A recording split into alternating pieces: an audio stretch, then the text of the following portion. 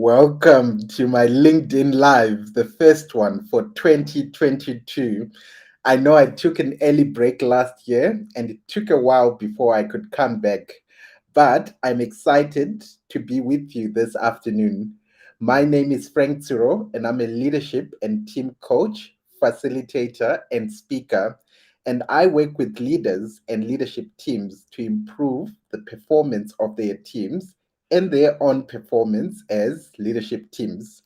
And once in a while, roughly weekly or every other week, I tend to come on LinkedIn Live just to share some aspects that I learn in the industry, or sometimes actually bring some experts that I've worked with in the industry that can add so much value. And today is no different. Today I'm not alone. Today we're talking about the problem of problem solving. And so my guest this day is Dan Kowalski.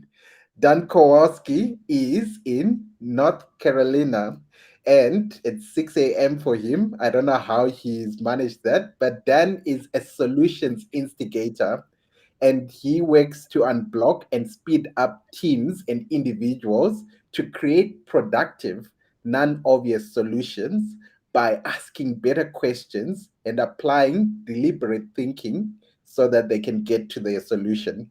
He moves clients beyond their usual approaches and ramps up the use of their innate, unconventional thinking.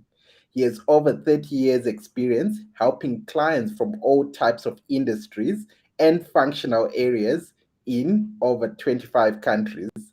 Hi, Dan. Good morning. How are you? Hi, Frank. I'm great, and I'm really happy to be here. And hello to everyone out there in whatever time zone you happen to be. Thank you so much. Thank you so much. Yes, by the time people watch this, it will be morning somewhere, afternoon somewhere, and evening somewhere. So, yeah, thank you so much for joining me today on this live. Every time we've had conversations, I know our conversations just end up never ending because we've got so much. But Dan, you know why I brought you here to tackle the challenge of problem solving in organizations. Please, I'm going to ask you to please frame this problem for us. What's really happening in this world that you're so focused on trying to solve in this world? Yeah, that's a great question. So it turns out that when we are solving problems, we rarely are actually thinking. What we do is we pattern match. So a classic example would be if you're driving in your car, you put the brake lights on the car in front of you go on, you're hitting the brakes before you're even aware you're hitting the brakes because we have lots of data points to say that's a good idea. We do the same thing in business.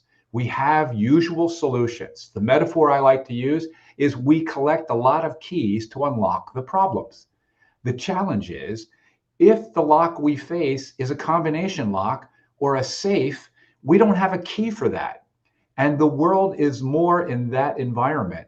So keys work on problems when we have known and clear problems information and we have proven solutions that will work. And that is a small percentage of the situations in business. For example, COVID. The last pandemic was over 100 years ago. If your business has been in business that long, the rules have certainly changed. You can't apply what was done in 1917 and 1918. We have to be able to think beyond the usual key that unlocks the problem. Wow. I've never thought about it that way. That anytime, most of the times when I make decisions, I'm really thinking. I'm actually trying to match, the problem to a solution that I probably used in the past that worked. That's very interesting. But before we go deep into that, tell me, how did you find this kind of work? What interested you in problem solving? Please just give us a bit of some background on yourself. Yes. So I'm formally trained as an environmental engineer, and I was an expert in treating industrial wastewater. And a long time ago, I was really doing well with that. And then they changed all the regulations so that everything I was working on became obsolete. So I had to reinvent myself. They wanted me to become a process engineer and work in production. I happened to be in the paper industry. I did not have the skills for that. There's a lot more skill required. But I was really good at helping the process engineers do their thinking better. And that just got me interested in helping solve tough situations. And what I find is my environmental engineering background, we talk about the ecosystem a lot. If you take something out of the air, you'll cause a solid waste problem or a water pollution problem. So you have to make sure you're addressing it properly. So I can think holistically. And because I don't have any functional expertise, I can be very objective when I approach any kind of situation. And that really helps me. Wow, you and I need to have another conversation that just came out of that. But that's brilliant. That's brilliant indeed. And so to come back to something you were saying earlier in your opening, that we are really thinking, we're actually matching problems and solutions. And I remember about early last year, I was traveling and we were talking about models and belief systems and how sometimes we get set in our ways. And so today you come in with this metaphor of the lock and keys, where we are actually saying anytime we've got a problem, we're thinking in our minds, when have I dealt with this problem in the past? And what key do I have in my arsenal that could unlock this problem? But now we are in a world where we are facing new challenges, some challenges that we've never faced before.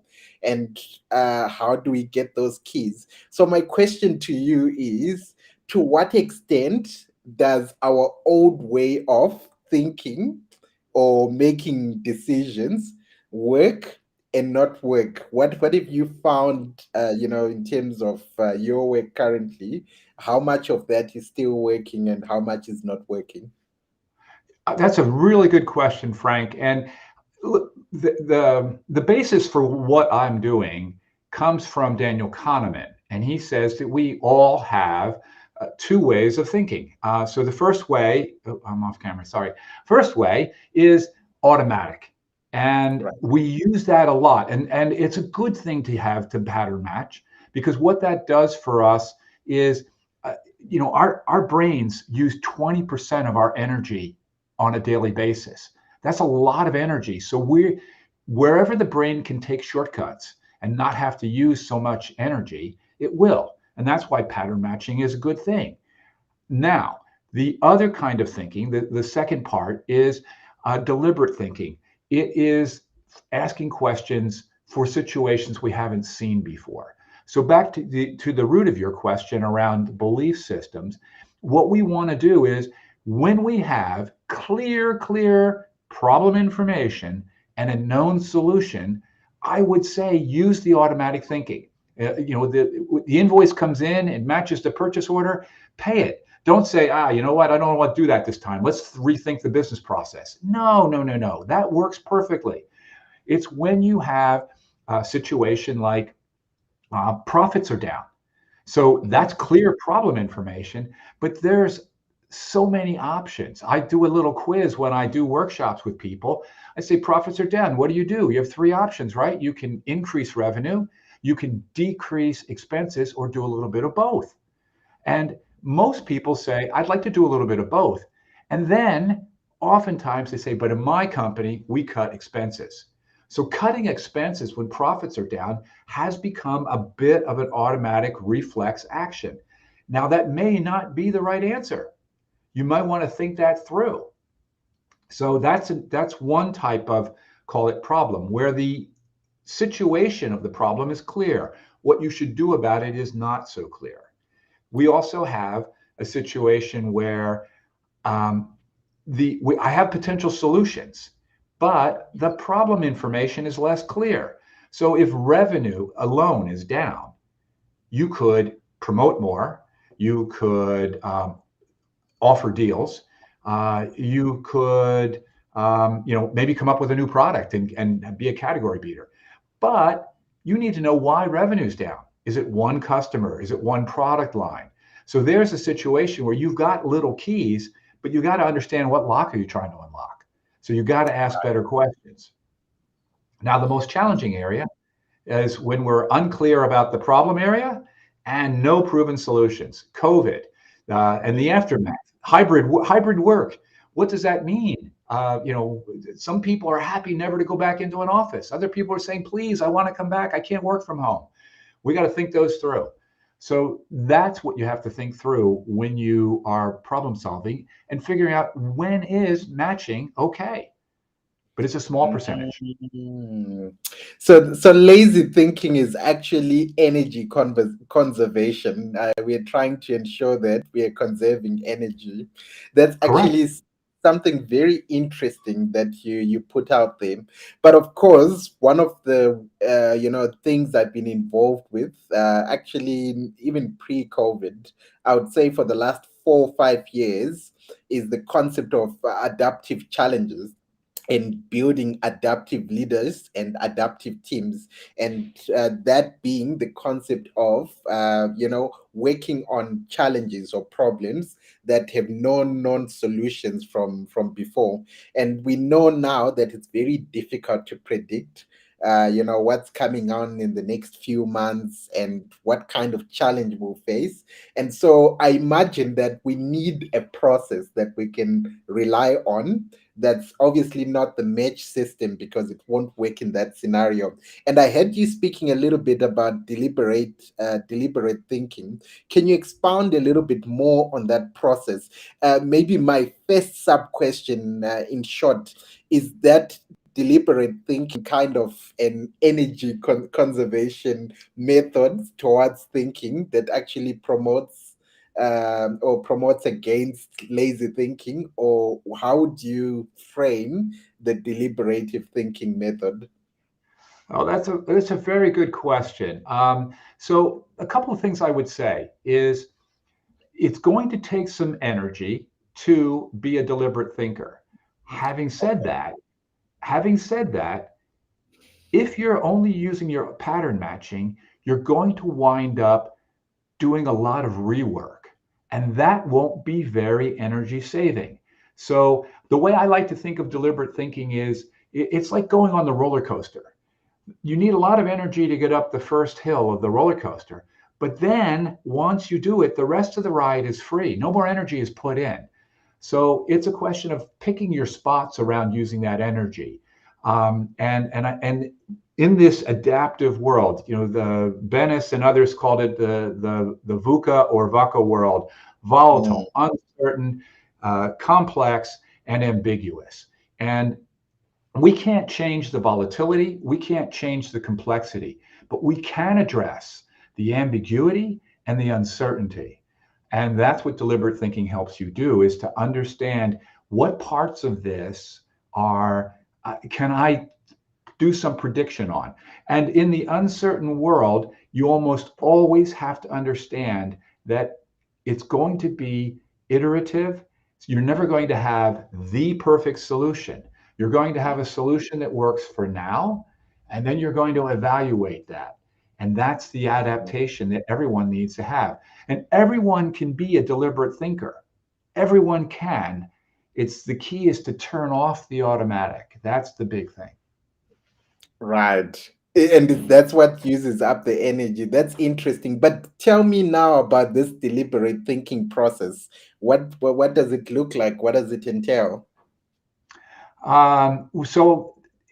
First off, it's all based on questioning, because Okay. the pattern matching says I have answers. There's the old adage that says when you give a person a hammer, lots of things look like nails. That's pattern matching. Yes. And we adapt. Sometimes we'll use a screwdriver as a chisel, and it works, but it's not the most effective way. So all of the deliberate thinking techniques start with good questioning, and they also start with understanding what kind of issue am I talking about. So earlier I talked about a very simplistic model of what's the clarity or lack of clarity on the problem information, and what's the level of proven or unproven solution that I have. So if I've got a fairly clear problem area with information, I understand it pretty well, I don't know the solution, that's going to be a type of decision making. It's going to be a type of evaluating options, in some cases, creating options. and then saying, well, how well will they work? If you've Mm, got, so that's one type of deliberate thinking, and it's in the decision-making space. Then there's a second type of deliberate thinking that's more about, I don't, I can sort of see the lock, but I can't tell what color it is. I don't know what color key should go into it. I need to dig down a little bit more and understand what's going on with that problem. And so that's problem solving. And some problem solving will have root cause, and it's necessary to get to root cause. And some problem solving just says, all right, I understand the problem well enough to contain it, and this is what I'll do about it. And then so that's a type of thinking in the deliberate thinking space. So it's a full range from root cause all the way over to creative problem solving. And then when we mm, have the third type of deliberate thinking is the most challenging, because that's where the problem information is very, very fuzzy and we have no clue on solutions. And the terminology that's used for that is called wicked problems. And that's where we have to do a lot more experimentation, evaluation, and adjustment. right, right. I think you've done so well to frame what it is that you do and the different contexts that you do. But of course, the whole thing of having a working with a thinking catalyst or a solutions instigator is not always the most popular. So I suppose we can never ask this question enough. What are some of your most common, projects that you tend to be invited on to actually, helps them with their thinking? A great question. I sort of get into organizations and working with people under two circumstances. Uh, One circumstance would be that they're stuck. They've tried their hammer a million times and it's not working, and they know doing it again isn't going to help them. So they bring me in and I get them to reframe what they're looking at and think of it from a different viewpoint. And in other cases, people have had me come in to just keep their team going in a facilitation way, and then things come up. So I'll give you a very fast example. I was working with a company starting up a food factory in India. Mm-hmm. And when you start up a factory, not all the equipment starts at the same time. And you wouldn't want Right. it to, it would be chaotic. So when one piece comes up, you want to test it. So it turned out it was the second to the last piece of equipment. It made the finished product, the food that people would eat. The last product process would be putting it into the packaging. So the experts said, we know exactly how to test this piece of equipment. Since none of the upstream equipment can make the input material, what we're going to do is we're going to rent time on a pilot plant in the United States, buy all the raw materials, convert them into the input material. We're going to have very special containers, air freighted to India, and pay the tariff, and we'll use it. I said, well, okay, that's one solution. So he pattern matched to here's how we'll do it. I said, is there anybody in India who makes a set of materials that could be used? Has to be food safe. I get that, but we're not going to eat it, taste it, smell it, anything. We just want to know if the equipment works. So we don't care what that looks, what happens. Huh? That's an idea. We could look at that. I believe me, they had not thought of this. They were. Oh, by the way, that solution they had come up with, $800,000 US plus 6 weeks if they really push the schedule. So we're in the US for this cross-functional meeting, and they say we can call back to India, send emails, and we'll get something in the morning, our time. We get in the next day, they say we found a solution. I said, great, $50,000 and 1 week, 1 week. And here's the thing. This is the most amazing thing about this. The company I was working with made the product. They had another factory that was doing a completely different food product that had the right properties that could be used. So that's deliberate thinking, getting them out of that usual conventional, I found a key that unlocks this thing. They asked, how can we make it? I asked, how can we get it? One word change changes what you're looking at for that question. So that's how I work with people. Is a big, and part of it is I'm objective. I didn't know what the right answer was. I saw one answer. I wanted to know if there were others. But lots of times we get one answer and say, let's go. You know, Dan, you've always added value to me in my business each time we chatted casually, but I think I need to formally engage you because, listening to that, I can already, in fact, my mind is restless now in terms of some ideas that, I could be thinking of and I could be missing out on, and I could definitely do with a thinking buddy. But I know we can keep going, and I don't want us to stay on here for too long. But I'm thinking to myself, is there a question I'm supposed to be asking you that fits into this short conversation that I haven't?